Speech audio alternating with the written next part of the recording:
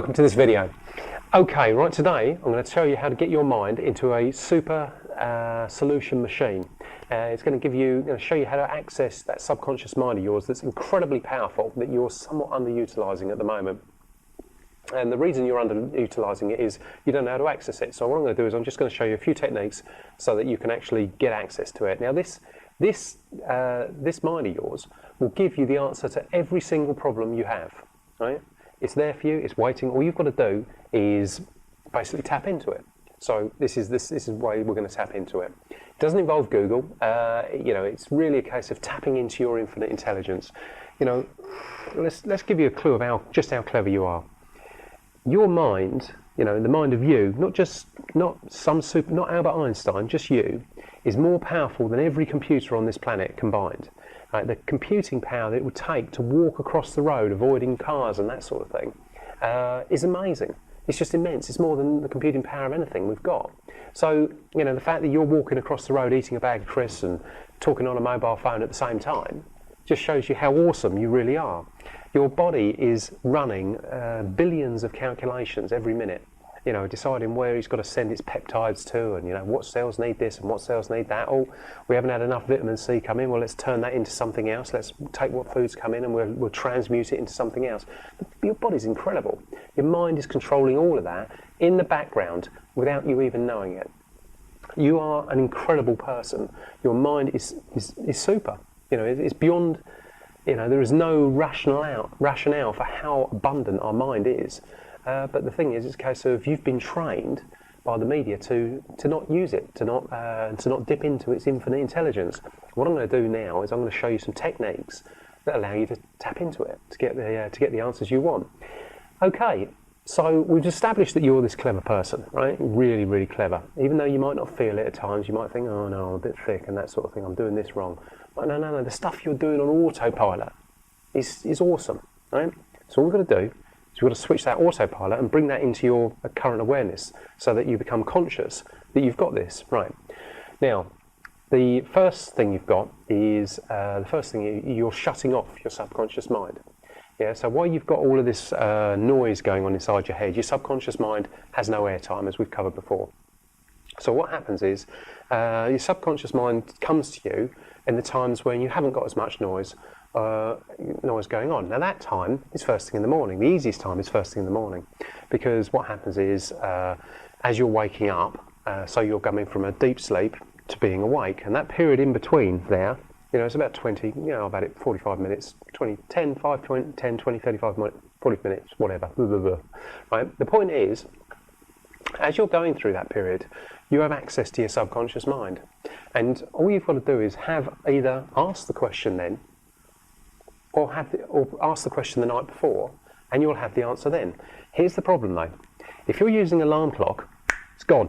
You don't have access to it because you've woken from a deep sleep to awake. That's it. You've got no subconscious period. So you're cutting off access to the most valuable minutes of the day when you have absolute access to your subconscious mind. So by having your alarm clock, you're effectively killing your subconscious mind's access to your mind to provide you with the solutions you need. So you may want to reconsider this alarm clock thing. I mean, I haven't used an alarm clock for years because I found this out years ago, that it's far easier for me to get the answer to what I want if I just wake up in the morning as and when I want to wake up. Now I know you're thinking, oh, I can't wake up because I need an alarm clock. No, you've just become used to an alarm clock. You can train your mind. You can tell your mind when you want to wake up. When you're in control of your thoughts, you can decide, I'm going to wake up then. And that's it, you'll wake up. Now, don't get me wrong, you'll make mistakes of that over time, but you can do. I'm a morning person, so it's easier for me, sort of thing. But you can do it for any time. It's easy when you try.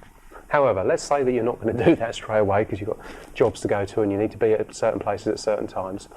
And the thing is, it's a case of at the moment, you wake up in the morning and you'll be there, I've got to get out of bed. Right.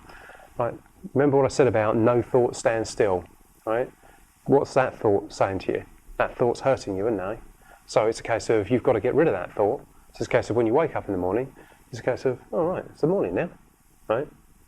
Cool, another day. The problem is if you're dreading where you're going, that's all tracking back. And so you're destroying your success right from the start. So you've got to analyse your thoughts, and you've got to think to yourself, well, me thinking I'm a bear with a sore head in the morning, or me being a bear with a sore head in the morning, is not helping my success. So therefore you change. As you change this, you'll change as a person as well, because you'll be much more in tune, you'll be much more alive, much more awake, and that sort of thing, because you'll find this stuff gets easier the more you do it. At the moment it's probably sounding like, oh, I can't do that, or something like that. Yes, you can, you just haven't done it yet. You know, it's a case of if one person can do it, another one can as well. So you haven't done it yet. So that's the first one, right? That's where you get access at the best to your subconscious mind. If you have a question, let's say you have a problem, you know, a particular problem in your life, and you have to remain detached, right? So it's a case of you can't want the solution. Well, it's a bit difficult, I know, but you've got to look at it and go, right, okay, well, I need the answer to this problem. Not even need, take it back from there. Can you give me the answer to this problem, right? Here's the problem. I require a solution, right? And you ask that to yourself last thing at night. So just as you're sitting down, I don't know, you fall asleep or anything like that. So just as you're falling asleep, you remember to ask yourself, oh yes, I need the solution. I require the solution to this particular problem. Your subconscious mind will then tick away on it. It might not give it to you in the next morning, right? I found that it always does, but some people it takes a few weeks, you know, because they're not very tuned to their subconscious mind. I can usually, if I ever, I mean, I don't require any solutions, but if I do, I know how to access them straight away, because it's, you know, as you get better with no mind coming back in, you can tap into this at any time. But when you're starting out to acquire the skill, when you're warming up, sort of thing, you're training to get into real practice, the simplest solution is first thing in the morning, and you can access your subconscious mind that way. So what happens is you ask the question late at night, fall asleep really tired, it's the last thing that's on your mind, so that's now ticking away in the back of your mind. And your subconscious mind, which is so much more powerful than your conscious mind, you know, there's different estimates, but it's all just garbage really, you know. Let's say it's well over 90% of your brain is subconscious, and 10% the bit you know about is conscious. So you know, that's very, very rough figures, and it's probably a lot higher than that. In other words, you know, probably 1% you know about, and 99% is subconscious. So we're talking about the real power you've got, you can't access. So this gives you access to it just by getting rid of your alarm clock and allowing yourself to wake up slowly. Wake up. You don't have to wake out of bed and spring and, oh, jolly, jolly this and that sort of thing. What you've got to do is just wake up and just not be annoyed. Just be you. Just be, okay, cool, new day. What am I going to do today? Oh yeah, I'm doing this, great. And it's a case of, but as you're waking up, you just ask that question, and oh yes, I required the solution to this problem. Oh, there it is. And you'll have it like that. Right, just like that. It's amazing. When you do this, I mean, you've had it before. You've had these inspiration moments. I'm not teaching you anything you don't know here. I'm just showing you how to access them on purpose rather than by accident. You know. All right, that's the first one. The next one is, you know, when you get into a shower and you basically have a flash of inspiration. You're like, oh yeah, that's it. That's the answer. That's the answer. It's quite simple. Why you're getting that? You're grounding yourself. What happens is the water's going through you. You know, we walk around on carpets, tiles, wooden floors, and that sort of thing. But basically, we're not attached to the ground. And so what's happening is we're not grounded. So we were designed. We walked around on the grass and everything like that. And we were designed to walk around. So we were grounded all the time. When you're insulated, you're not grounded, and your subconscious mind doesn't work as well. So when you get in the shower, and it just flows through you, the water goes through, hits the plug hole, which is straight grounded to the earth. That's it. You're now connected. So if you want the access to it, that's when you're grounded. So it's a case of ask the question. Then you're now grounded. It's a much easier way to access your subconscious mind. You know, I was chatting to a friend, Glenn, the other day when he was interviewing me, and he said that he has. You know, I asked him, do you get inspiration in the shower? He said, oh, all the time. I'm a musician. That's where I write my best music comes from, when I'm in the shower. That's because you're accessing. That's because he's accessing his subconscious mind. And you can do this too. You've done it. I'm not telling you anything you don't know. I'm just now showing you how to do it on purpose. The last one is a really good one, especially for a summer's day. Get a hose pipe out and sprinkle the lawn with a bit of water, right? And then take your shoes and socks off and just walk on the wet grass, right? That's what we're designed to do as humans. We're designed to walk on wet grass. It releases all the toxins and that sort of thing, but that's health. Forget that for a second. What that does is you're now grounded again. Now you can access your subconscious mind. So that's it. That's how you access your subconscious mind. You can get the question, right? Here's the problem.